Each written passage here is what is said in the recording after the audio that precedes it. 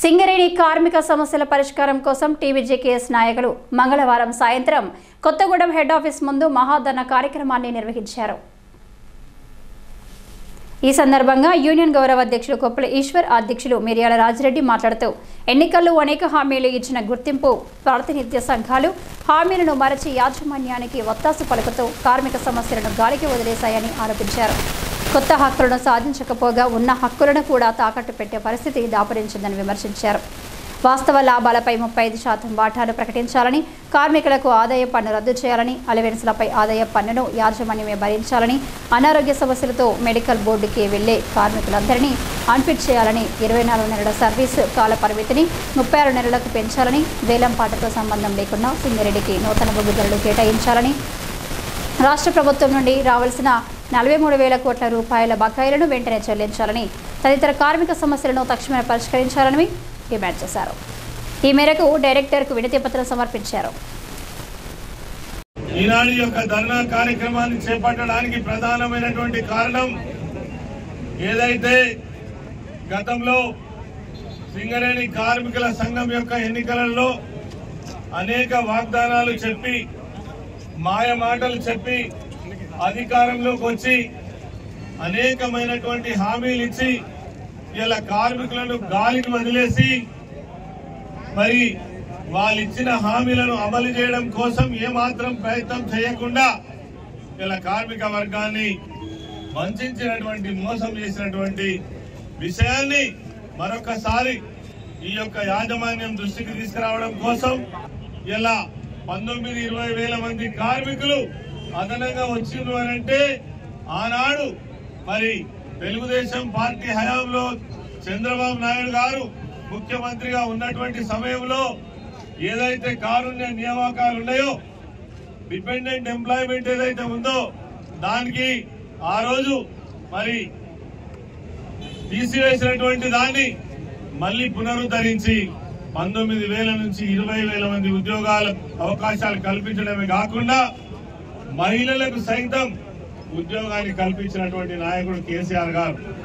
అదే విధంగా అడిగినా అడగకున్నా, మాకు తెలిసి నేను స్వయంగా సింగరేణి కార్మికులుగా పనిచేసిన, స్ట్రైకులు చేయకుండా, ధర్నాలు చేయకుండా, నిరసనలు చెప్పకుండా ఆనాడు ఒక్క సమస్య కూడా పరిష్కారమైనటువంటి దాఖలాలు లేవు.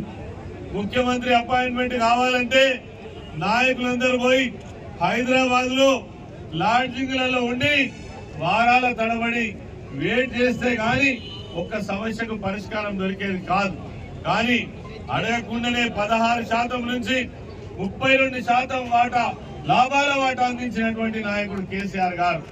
అదే విధంగా సింగరేణి సంస్థలో పనిచేస్తున్నటువంటి కార్మికులు ఆనాడు తెలంగాణ ఉద్యమంలో పాల్గొన్నారని ఒక సపరేట్ ప్రత్యేకమైనటువంటి తెలంగాణ ఉద్యమ ఇంక్రిమెంట్ సింగరేణి కార్మికులకు అందించినటువంటి నాయకుడు కేసీఆర్ గారు. అదే విధంగా వాళ్ళ యొక్క సర్వీస్ లో ఇంకొక సంవత్సరం మరి సర్వీస్ ను పెంచినటువంటి వాడు కేసీఆర్ గారు. మౌలికమైనటువంటి సదుపాయాలు, క్యాంటీన్ కావచ్చు, పనిచేసేటువంటి స్థలాలలో మరి నీళ్లు కావచ్చు, గాలి కావచ్చు, గతంలో ఉన్నటువంటి సమస్యలన్నిటికీ కూడా వాళ్ళు అడగకముందే పరిష్కారం చేయాలని సంక్షేమ కార్యక్రమాలను అమలు చేసినటువంటి, వేలాది మందికి వాళ్ళు ఉన్నటువంటి స్థలంలోనే పట్టాలిచ్చి వాళ్ళు ఇల్లు కట్టుకోవడానికి అవకాశం కల్పించినటువంటి నాయకుడు కేసీఆర్ గారు. ఈరోజు మీరు ఈ వ్యవస్థాపకులు ఎవరైతే మన గౌరవాధ్యక్షులు ఉన్నారో వారు ఆ రోజు 2003 జనవరి 27న ఈ సంఘాన్ని స్థాపించడానికి పరిస్థితులు ఏ విధంగా అయితే ఉన్నాయో, ఈ రోజు కూడా సింగరేణిలో, ఈ తెలంగాణలో ఉన్నటువంటి ఈ సింగరేణి పరిశ్రమలో మళ్ళీ అవే సమస్యలు మళ్ళీ పునరావృతం అవుతున్నాయి. సింగరేణి కార్మికులకు ఉద్యోగాలు లేవు, మెడికల్ బోర్డులు లేవు, ఈరోజు ఇన్వాలిడేషన్లు లేదు. మార్చి 21 అయినటువంటి మెడికల్ బోర్డు ఇప్పటి వరకు కూడా జరగలేదు. అంటే 5 నెలలు అయినప్పటికీ కూడా మెడికల్ బోర్డు పెట్టలేదు.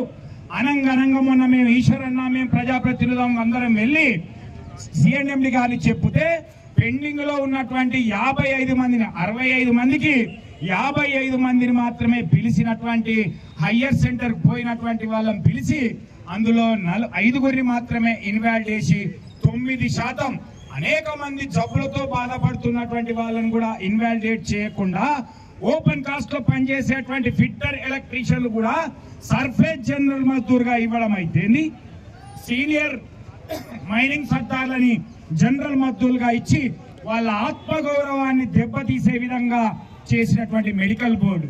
అంటే దీన్ని బట్టి అర్థమవుతుంది కేసీఆర్ గారు ఏదైతే 15,000 మందికి మహిళలతో సహా పెళ్లి అయినటువంటి వాళ్ళు, పెళ్లి కానటువంటి వాళ్ళు, వితంతువులు, విడాకులు తీసుకున్నటువంటి వాళ్ళు, ఒంటరి మహిళలతో పాటుగా 15,000 మందికి ఉద్యోగాలు ఇస్తే ఈరోజు జరుగుతున్నటువంటి పరిస్థితి ఏంటో మీరు చూస్తా ఉన్నారు. అంటే ఈ మెడికల్ బోర్డులు ఉంటాయా, పోతాయా, ఏమైతాయి అనేటువంటి ఆలోచనతో ఉన్నటువంటి సందర్భంలో అందరం కూడా దీనికి ప్రతి నెల మెడికల్ బోర్డు పెట్టాలి. బాధతో ఉన్నటువంటి ప్రతి కార్మికుడిని కూడా అన్ఫిట్ చేయాలి. మొన్న జరిగినటువంటి అన్ఫిట్ అయినటువంటి వాళ్ళు, ఫిట్ అయినటువంటి వాళ్ళందరినీ కూడా మరొకసారి బోర్డుకు పిలవాలనేటువంటి ప్రధానమైనటువంటి డిమాండ్తో పాటుగా ఎగ్జాక్ట్లీగా 30 రోజులు మాత్రమే ఉన్నది. ఈ దసరాకు ఇంత దగ్గరికి వచ్చినప్పటికి కూడా లాభాలను యాజమాన్యం ప్రకటించలే. దానిపైన ప్రభుత్వం వాటా నిర్ణయించాలి, చెల్లించే తేదీ వెంటనే ప్రకటించాలనేటువంటి మరొక డిమాండ్తో ఈరోజు ఈ ధర్నా కార్యక్రమాన్ని, ఆ రోజు ఉన్నటువంటి కార్యక్రమమే ఈరోజు చేయాల్సినటువంటి పరిస్థితి ఏర్పడతా ఉన్నది. ఆ రోజు కూడా లాభాల వాటా పెరగలే. కేసీఆర్ గారు వచ్చిన తర్వాతనే లాభాల వాటలో పెరుగుదల అనేది వచ్చింది. మొన్న మీద పెరిగినట్టుగా చేసిండు, కానీ సగానికి సగం 16.9% ఇచ్చి మిగతాదంతా కూడా 33% కాదు, అలా సగం శాతమే చెల్లించినటువంటి దాంట్లో ఈరోజు వాస్తవ లాభాలను ప్రకటించాలి, వాస్తవ లాభాలను చెల్లించాలి, 35% లాభాలను చెల్లించాలి, అది వెంటనే చెల్లించాలి.